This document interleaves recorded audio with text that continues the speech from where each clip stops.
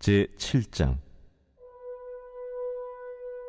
좋은 이름이 좋은 기름보다 낫고 죽는 날이 출생하는 날보다 나으며 초상집에 가는 것이 잔치집에 가는 것보다 나으니 모든 사람의 끝이 이와 같이 됨이라.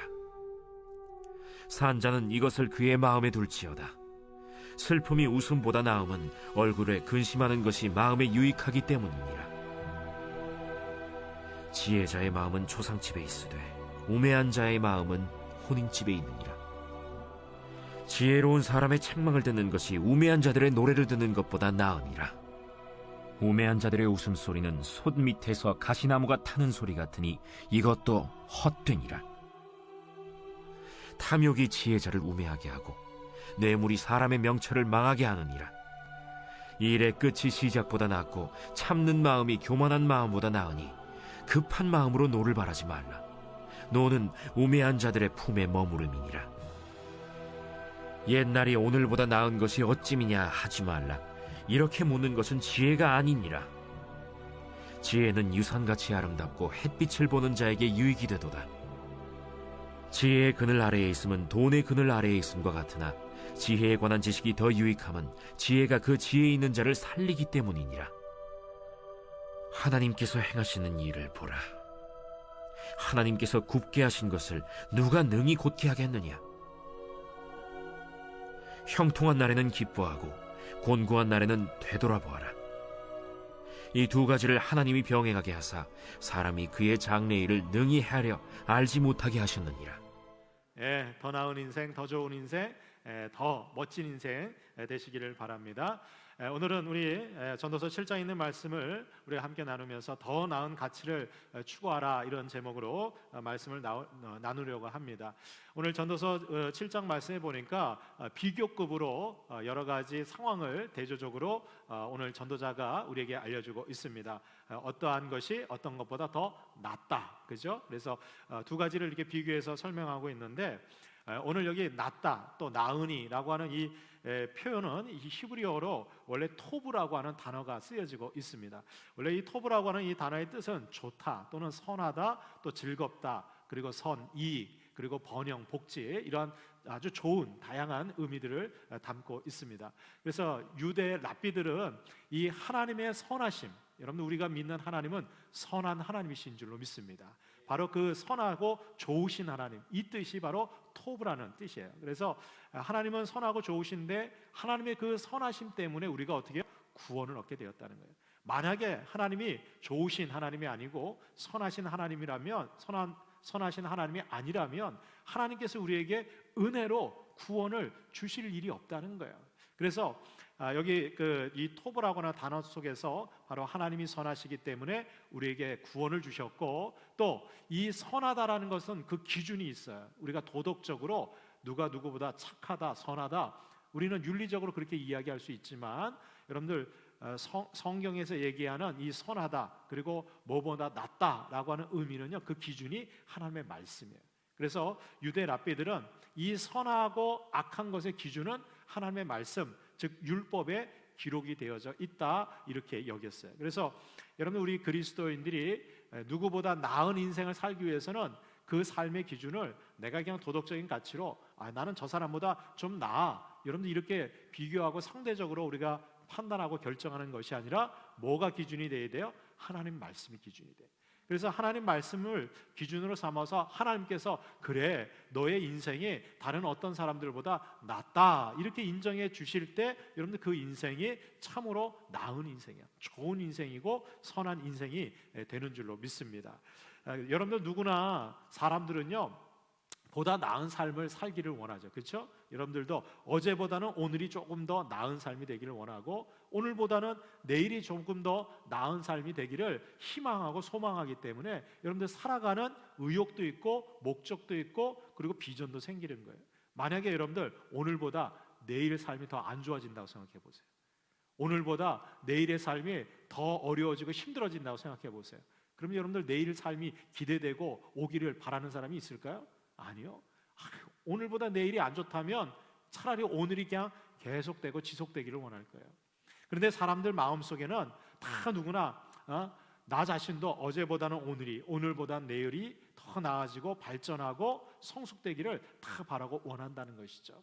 그런데 오늘 이 전도서에는 우리가 하나님 보실 때 더 나은 삶을 살기 위해서는 무엇보다도 더 나은 가치를 추구하고 바라볼 때 그의 인생이 더 나은 삶으로 발전해 갈 수 있다는 거예요.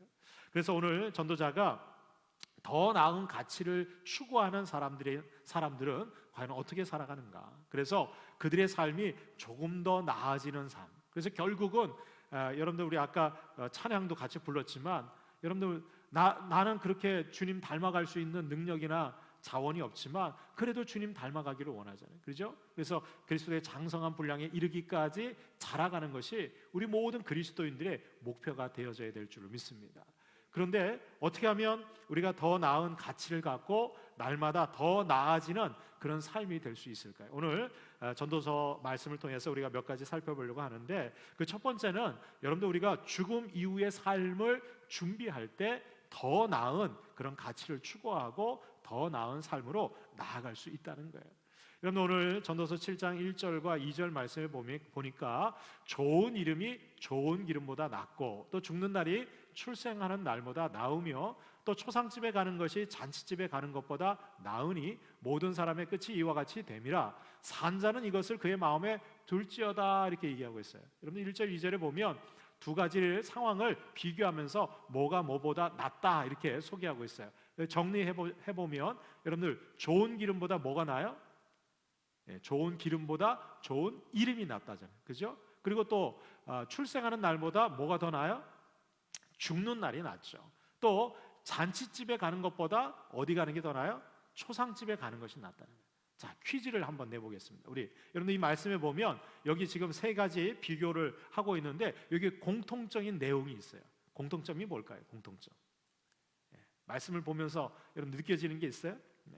여기 보면 여러분 좋은 기름이라는 것은 여러분들 우리가 이 땅에 살면서 먹고 마시는 음식 중에서 여러분들 기름을 굉장히 귀하게 여겼어요. 지금이야 뭐 기름이 별로 사람들이 좋아하지 않지만 과거에는요 이 기름을 많이 섭취하는 것을 굉장히 중요한 일로 생각했고 그리고 하나님 앞에 제사 드릴 때도 따로 기름은 어떻게 해요? 떼어서 하나님께 완전히 불살라서 드릴 만큼 기름은 아주 좋은 음식 그리고 좋은 양식의 대표적인 표현으로 기름을 소개를 했거든요. 그래서 좋은 기름이라는 것은 우리가 이 땅에 좋은 음식, 아주 질 좋은 그런 양식들을 먹는 것을 상징해요. 반면에 좋은 이름이라는 건 뭡니까? 그 사람의 평판이에요. 근데 여러분들 좋은 기름은 언제 먹을 수 있어요?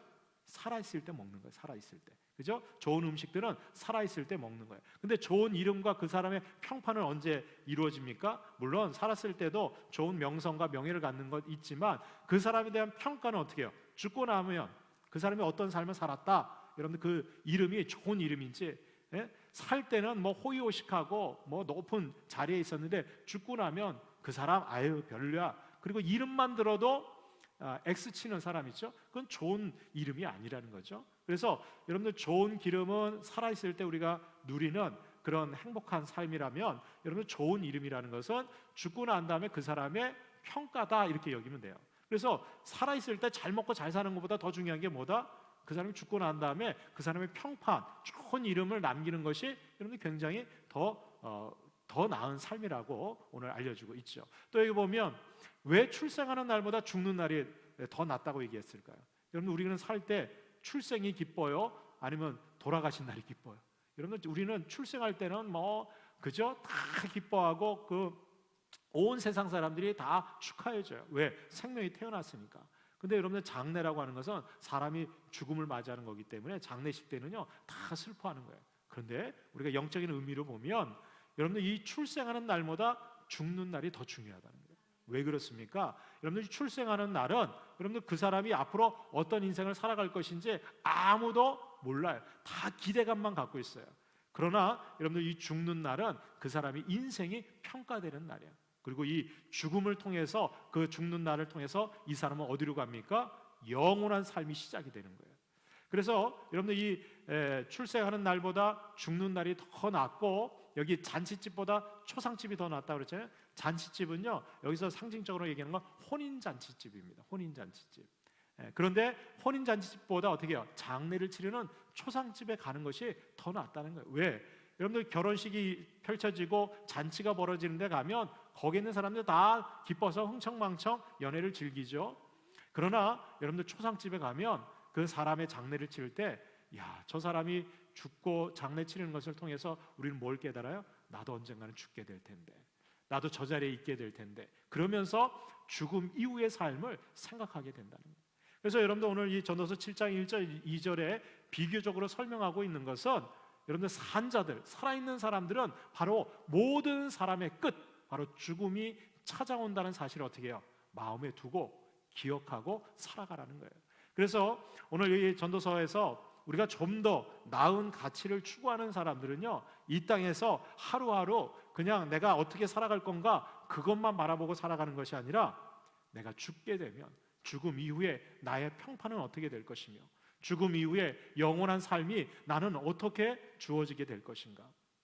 그래서 여러분들 죽음 이후의 삶을 잘 준비하고 또 죽을 때 나의 삶이 어떻게 평가받을까를 늘 염두에 두는 사람은요, 여러분들 나에게 주어진 인생을 막 살 수 없다는 거예요. 그냥 헛되이 살 수 없다는 거예요. 요즘 세상을 떠들썩하게 하는 사건이 하나 터졌죠. 저는 내용은 잘 모르겠는데 텔레그램 무슨 N번방, 박사방 이런 사건이 터졌어요. 근데 그 주도적으로 했던 그 사람이 20대 중반의 아주 젊은 사람이더라고요. 그 사람이 보니까 평상시에는 고아원인가요? 보육원 이런 데 가서 봉사도 하고 이렇게 활동을 많이 했다고 그래요. 그런데 정작 알고 봤더니 그 이면에는 온갖 정말 더러운 죄악들을 갖다가 온갖 사람들을 갖다가 말이죠, 다 거기에 연루가 돼가지고 수많은 악행을 저지른 것이 드러나고 있어요. 여기에 이제 가입된 사람들까지도 조사한다고 그러는데 저는 이것이 필요하다고 생각해요. 왜냐하면 여러분들 그 수요자들이 있으니까 공급자들이 생기는 거 아니겠어요? 그래서 좀 낱낱이 밝히고 이러한 것들이 좀 잘못됐다라고 하는 인식들을 온 국민들이 좀 가질 필요가 있겠다, 저는 그렇게 생각하는데 그런 생각이 들었어요. 젊은 나이에 왜 저 사람이 저렇게 빠져들었을까? 만약 저 사람이 내 인생이 죽음이 오고 죽음 이후에 영원한 삶이 있고 그리고 천국과 지옥의 삶이 내 인생의 지금 살아있는 삶을 통해서 결정된다라고 한 번만이라도 생각하고 믿었다면 저렇게 살 수 있었을까? 저는 아마 그렇게 살지 못했을 거라고 생각해요. 왜냐하면 모르긴 몰라도 그냥 이 땅에서 잘 먹고 잘 사는 것 그것만 추구했기 때문에 저런 악한 일들도 그냥 꺼리낌 없이 저지를 수 있지 않았을까? 여러분들 정말 우리가 더 나은 삶을 살기 위해서는 정말 죽음 이후에 나의 삶이 어떻게 평가될 것인가, 그리고 죽음 이후에 천국과 지옥이 있다고 성경은 증거하고 있는데 과연 나의 삶이 영원한 하나님 나라 천국에 들어가기 위해서는 내가 지금 어떻게 살아가야 될까? 여러분들 이것이 좀 더 나은 가치를 추구하는 그런 삶이 되게 될 줄로 믿습니다. 우리가 이 땅에 살아가는 동안 이 세상에서의 삶이 끝이 아니라 영원한 삶이 죽음 이후에 예비되어 있음을 우리가 기억하고 오늘 하루도 우리에게 주어진 삶을 우리가 헛되이 낭비하거나 그냥 지나쳐버리고 그냥 세상 욕심에 따라서 그래서 이 땅의 삶만 추구하고 살아가는 것이 아니라 영원한 삶을 우리가 바라보고 준비할 수 있기를 주님의 이름으로 축복합니다.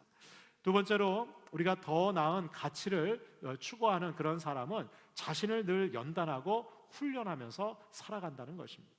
여러분 오늘 5절로 7절까지 말씀해 보니까 지혜로운 사람의 책망을 듣는 것이 우매한 자들의 노래를 듣는 것보다 나으니라. 또 우매한 자들의 웃음소리는 솔 밑에서 가시나무가 타는 소리 같으니 이것도 헛되니라.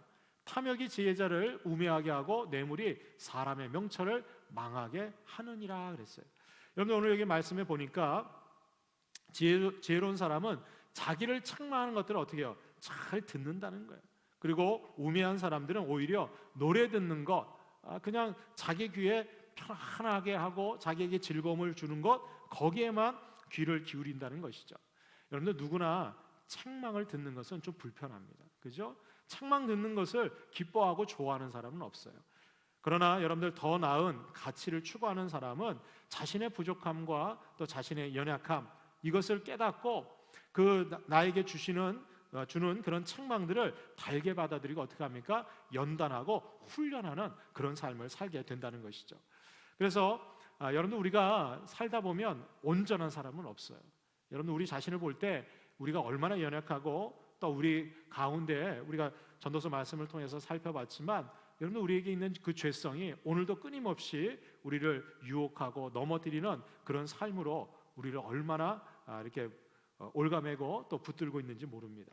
그런데 이것을 어떻게 우리가 이겨내고 또 극복할 수 있을까요? 여러분 그거는 끊임없이 자신을 돌아보는, 그리고 나의 부족함과 또 정말 연약한 부분들이 있다면 그걸 자꾸 어떻게 해요? 연단하고 훈련해야 된다는 거예요.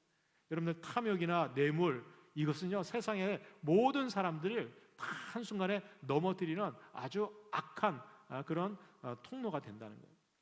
여러분들 누구나 유혹받을 때 여러분들 마음도 흔들리고 그 유혹에 쉽게 넘어갈 수 있어요. 그러기 위해서는 여러분들 그것을 이겨내기 위해서는 우리가 끊임없이 평상시에 여러분들 나의 삶의 부족함을 자꾸 채워나가는 그런 훈련과 연습이 필요하다는 거예요. 제가 오늘 이제 설교 준비하고 이렇게 말씀을 이렇게 묵상하고 있는데 우리 권사님 중에 한 분이 저한테 카톡을 보냈어요. 카톡을 보냈는데 이분이 어디에서 보냈느냐? 지금 여주에 어떤 자기 그 비즈니스상 일이 있어서 거기 갔다가 어떤 그 나이 많은 할머니 그 권사님을 만나게 됐는데 그분한테 이제 그 일 얘기를 하다가 굉장히 감동을 받으셔서 사진을 찍어서 저한테 보내주셨어요. 어떤 사진이냐?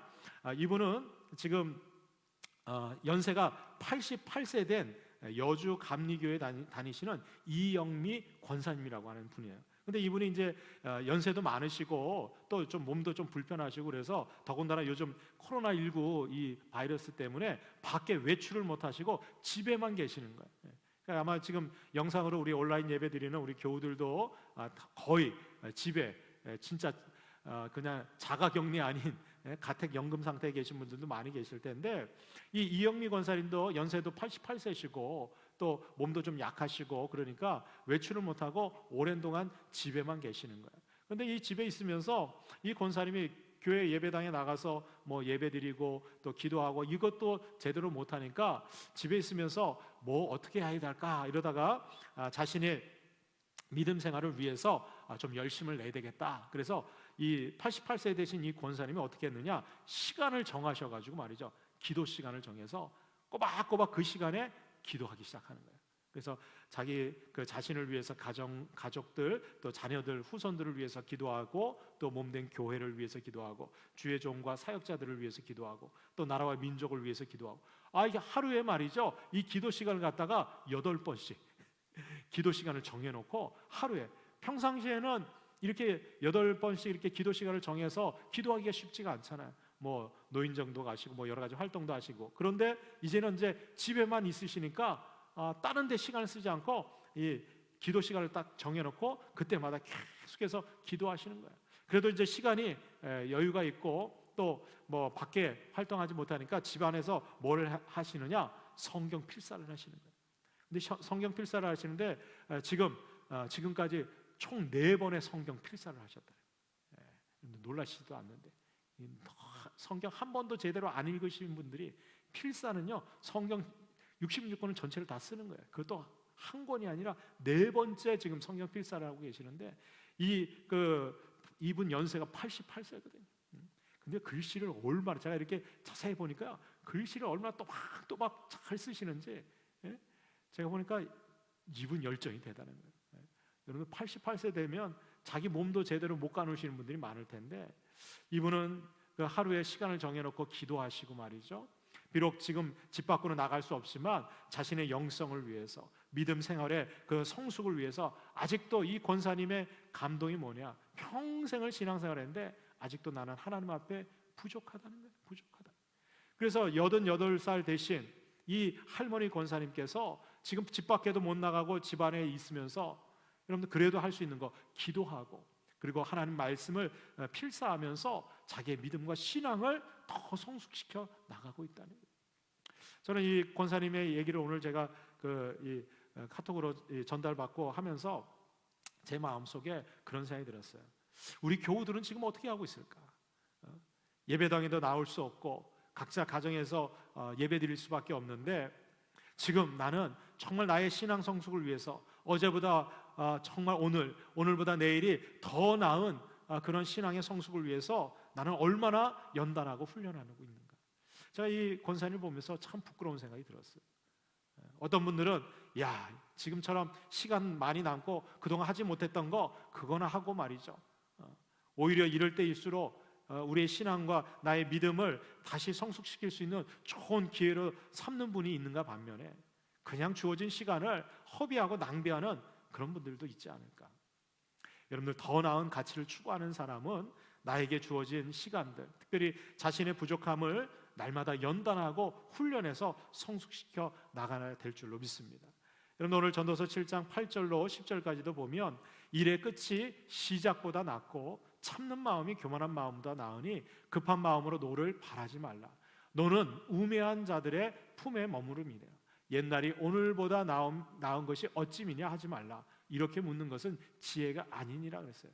여러분들, 이 말씀을 가만히 보면 일이 끝이 시작보다 낫다는 것은 뭐예요? 여러분들, 시작할 때보다 끝날 때 조금은 더 어떻게 해요? 더 나아진다는 거예요.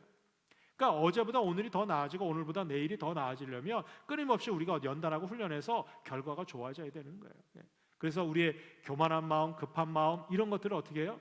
여러분들, 우리가 다스리고 절제하고 그리고 훈련시켜서 성숙시켜 나가야 되는 거예요. 또 옛날이 오늘보다 나음, 여러분들 이렇게 얘기하는 사람, 옛날이 좋았어, 오늘보다 옛날이 좋았어, 여러분들 이렇게 얘기하는 사람은 퇴보하는 사람이에요. 자꾸 옛날 얘기하는 사람은요, 여러분들 미래가 없는 사람이에요.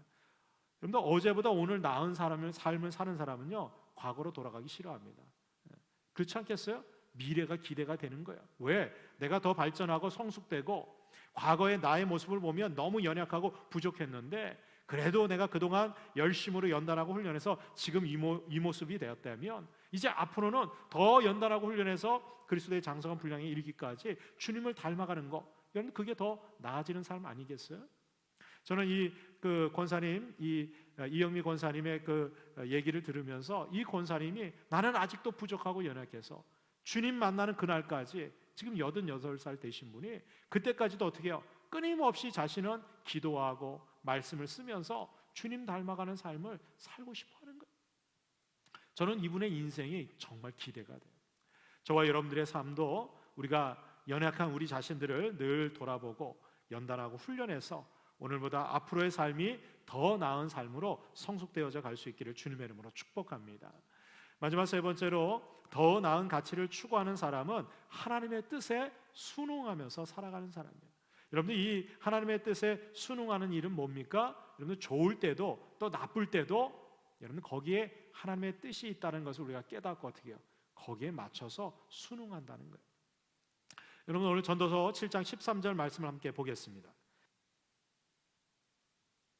하나님께서 행하시는 일을 보라. 하나님께서 굽게 하신 것을 누가 능히 곧게 하겠느냐 그랬어요. 저는 이 말씀을 묵상하다 지금이야말로 하나님께서 우리의 삶에 굽게 하셨구나, 이런 생각이 들었어요. 여러분들, 하나님께서는 굽은 것을 곧게도 하실 수 있지만 곧은 것을 굽게도 하실 수 있으신 분이에요. 어쩌면 지금 우리의 삶은 하나님께서 평상시에 우리에게 은혜와 큰 축복으로 우리에게 그런 많은 사랑을 주셨다면 지금은 우리를 연단하시고 훈련하시는 그런 시간이라고 생각해요. 그런데 여러분들 보세요. 하나님이 행하시는 일을 보라 그랬어요. 하나님께서 굽게 하시고 우리에게 환난과 시련과 고난을 주신 거, 이걸 누가 곧게 할 수 있느냐 말이에요. 여러분들, 우리 삶에 나타나는 모든 것은 하나님의 주권인 줄로 믿습니다. 하나님께서 역사하실 때 여러분들 그것을 막거나 그것을 반대하거나 할 수 있는 사람은 없다는 거예요. 물론 저는 지금 이 코로나19 바이러스 이 모든 사태들이 빨리 진정이 되고 그리고 우리가 정상적인 삶으로 회복되기를 소망합니다. 그럼에도 불구하고 지금 이러한 어렵고 정말 여러 가지 시련이 있는 이 삶 속에서도 저는 하나님의 뜻이 있다고 저는 믿습니다. 우리가 비록 지금 교회도 함께 모여서 예배할 수 없고 영상으로 또 온라인 예배로 드리지만 이 가운데서도 우리는 하나님의 뜻을 찾아서 순응하고 또 온전히 하나님의 뜻을 이루어가는 삶을 살아야 될 줄로 믿습니다. 우리가 함께 모여서 예배하는 것도 귀한 일이고 함께 모여서 예배할 수 없다면 우리가 흩어져 있는 자리에서 온라인으로 영상으로 예배하는 것도 저는 하나님의 뜻이라고 믿습니다. 이것을 갖다가 무엇이 옳으니 그르니 우리가 서로 질시하는 것이 아니라 우리가 어떠한 장소에서든 여러분들 우리가 하나님 앞에 온전한 예배자로 서는 것, 이것이 바로 하나님의 뜻을 이루어가는 삶인 줄로 믿습니다. 최근에 온라인 예배에 대한 매뉴얼이 소개되고 있습니다. 그래서 많은 분들이 헷갈려 하세요. 이 예배를 드릴 때 특별히 예배당에 나가서 예배드리지 못하고 가정이나 현장에서 온라인으로 영상 예배를 드릴 때 우리가 어떻게 예배를 드려야 될까 좀 이렇게 의견이 분분하신 분들이 있어요. 그래서 이 온라인 예배 매뉴얼, 가정에서 가족들과 함께 이 온라인 예배를 드릴 때 우리가 어떠한 준비와 태도가 필요한가에 대해서 아주 몇 가지 핵심적인 지침들을 우리에게 알려주고 있습니다. 우리가 정말 제대로 된 온라인 예배를 드리려면 무엇보다도 예배 시간과 장소를 우리 가족들과 합의해서 미리 정하시고 준비를 하셔야 돼요. 그래서 여러분들 예배 시간을 드리기로 했으면 그 시간을 지켜야 되는 거예요. 마치 우리가 예배당에 하나님 앞에 예배 드리는 시간을 준수하는 것과 같이 여러분들 예배 드리기 10분 전에 온 가족들이 같은 시간에 같은 장소에 함께 모이는 것이 굉장히 중요합니다. 두 번째로는 이 온라인 예배의 환경을 확인하는 거예요. 즉 온라인으로 영상 예배를 드릴 때 큰 화면을 같이 볼 수 있는 그런 환경과 그리고 그것이 잘 작동이 되는지 미리 점검하고 그리고 확인할 필요가 있다는 것이죠. 그리고 예배를 드릴 때는 온라인 예배 드릴 때는 여러분들 마찬가지로 예배당에 가서 하나님 앞에 예배 드린 것과 같이 여러분들 복장도 단정하게 준비하셔야 돼요. 자세도 바르게 하셔야 돼요. 마치 내가 하나님 앞에 예배당에서 예배하는 것과 같이 그런 예배 자세를 철저하게 서로 여러분들 준비할 필요가 있어요. 그리고 예배 순서에 따라서 여러분들 그 순서 하나하나마다 여러분들 최선을 다해서 집중하셔야 돼요. 찬송을 부를 때 뜨겁게 같이 찬송 부르고 또 기도할 때는 여러분들 나의 기도로 하나님 앞에 드리는 마음으로 함께 기도하고 그리고 여러분들 헌금 시간에도 여러분들 온라인 헌금으로 같이 온 가족들이 헌금을 해서 하나님 앞에 봉헌해야 돼요. 또 설교 시간에도 하나님이 나에게 주시는 말씀으로 집중해서 여러분들 들으셔야 돼요. 그리고 무엇보다도 여러분들 이 온라인 예배를 다 마쳤으면 그 예배에 참석한 확인한 것을 여러분들 교회에 보고하셔야 돼요. 이렇게 해야지만 여러분들 우리가 가정에서 예배드리는 그 예배가 온전한 예배로 그리고 하나님 앞에 신령과 진정한 그런 예배로 드려지게 된다는 겁니다. 여러분들 우리가 지금은 아주 상황이 어렵고 또 온 교인들이 함께 모여서 예배할 수 없는 상황이지만 여러분 이 가운데서도 우리가 하나님의 뜻을 잘 분별하고 행하고 이루어 나갈 수 있기를 주님의 이름으로 축복합니다. 오늘 전도서 7장 14절에 보면 형통한 날에는 기뻐하고 곤고한 날에는 되돌아보아라 그랬어요. 하나님께서 우리에게 은혜 주시고 형통한 날에는 어떻게 해요? 하나님의 주신 은혜에 기뻐하고 감사하는 거예요. 그리고 그 즐거움을 우리가 노래하고 찬양하는 거예요. 그러나 지금처럼 우리의 삶에 신앙에 도전이 오고 곤고한 날이 올 때는 어떻게 해요? 우리 자신을 돌아보는 거예요. 나의 믿음과 신앙생활 돌아보는 거예요. 또 우리 교회 또 우리가 그동안 함께 공동체에서 우리가 함께 신앙생활하는 것들 우리가 되돌아보는 거예요. 이웃과의 관계도 우리가 되돌아보는 거예요. 근데 놀라운 사실은 이 두 가지를 하나님이 어떻게 해요? 병행하게 하셨다는 거예요. 그러니까 여러분 우리의 삶에 하나님께서 형통하게 하는 날도 주시고 곤고한 날도 우리에게 주신다는 거예요. 왜 이렇게 하셨습니까? 여러분 우리는 그 장래일을 앞으로 어떤 일들이 어떠한 날들이 우리에게 올지 몰라요. 그래서 우리는 어떻게 해요? 그때마다 하나님께서 우리에게 형통한 날을 주실 때는 그 뜻에 맞춰서 기뻐하고 감사하고 즐거워하고 하나님 앞에 찬양을 올려드려야 되지만 여러분들 때로는 곤고한 날이 우리 가운데 올 때는 어떻게 돼요? 우리 자신을 돌아보고 그리고 우리가 연약하고 혹시 하나님의 뜻에 온전하지 못한 것이 있다면 우리가 회개하고 돌이켜야 될 줄로 믿습니다. 그리고 우리가 함께 그동안 예배했던 것이 얼마나 하나님의 크신 은혜고 축복이었는지 우리가 다시 한번 새기면서 지금은 함께 모여서 예배할 수 없지만 우리가 있는 자리에서 온라인으로 영상으로 예배드리는 것 그곳에서도 우리가 하나님을 만나고 경험할 수 있다면 우리가 언젠가 다시 정말 하나님이 형통한 날을 주셔서 우리가 함께 모여서 예배할 때 하나님의 더 크신 은혜와 그리고 충만한 역사가 우리의 삶에 펼쳐지게 될 줄로 믿습니다. 우리가 그러한 날이 올 때까지 오늘도 우리에게 주어진 삶의 현장에서 오늘보다 더 나은 그런 삶이 성숙되게 이루어져가는 우리 모두가 될 수 있기를 주님의 이름으로 축원합니다.